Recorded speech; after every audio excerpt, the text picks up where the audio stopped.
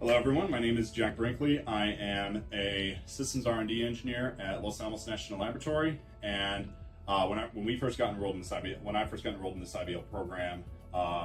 the purpose of it was to both train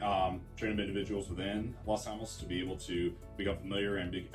become more fluent in reliability and maintainability procedures, but also to increase the lab's ability to be able to actually implement those procedures in real time and be able to shift from being more of a I would say a research and a little bit more of a reactive organization to being more of a in production facility that has sustainable and reliable operations that are able to continue to progress and continue and be able to be sustained for ourselves and for the nation in the interest of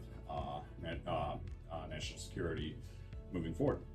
I'd say the parts of the program that resonated with me the most were just all these different kind of approaches that people and organizations can actually use to both identify the effectiveness of current practices and current reliability and maintainability and maintenance procedures, and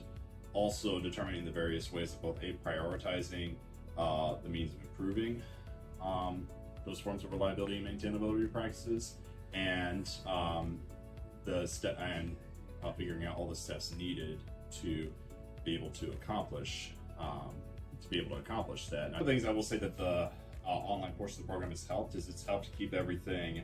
in a very established framework. It's helped keep be able to keep a schedule and a record of everything that needs to get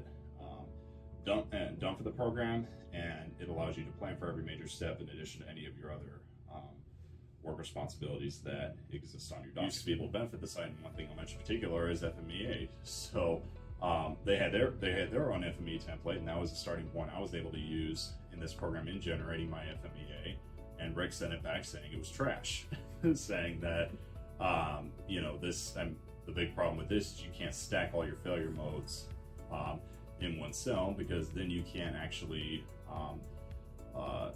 differentiate them on the basis of risk priority. And that was a big point of feedback that I got, not just for myself personally, but also the lab's process as a whole.